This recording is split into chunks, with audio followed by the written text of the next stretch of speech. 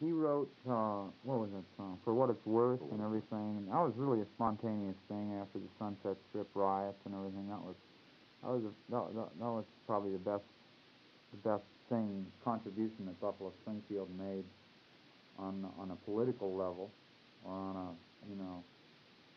contribution, contemporary music contribution to a feeling of a generation or something level. I don't know what I mean by that really, but I think I know what you mean by it. I understand it. There was a time that he was frightened that he was going to be known as a political writer. I mean, at the time of For What It's Worth, kind of, success. yeah. Yet, 4 years later, you wrote an activist song of the nature, a politically motivated song of the nature. At 66 and in 70, you write, was it 71? I forgot when Kent State was. And you write Ohio. Yet you were not afraid of that kind of connotation taking place in your head.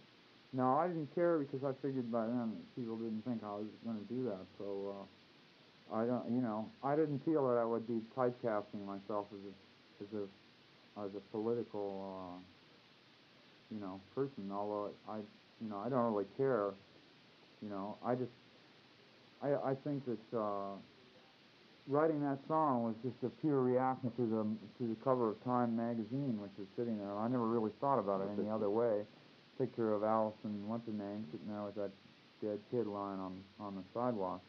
It's kind of a,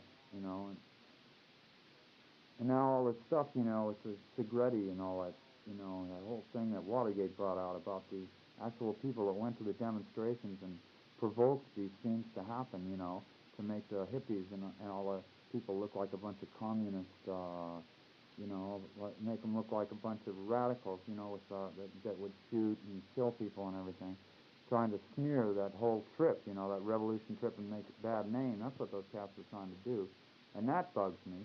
I mean, that still bugs me. I can't forget that, and that gives me a reason to sing the song again, because I know that there must have been some connection there, more than what we know about.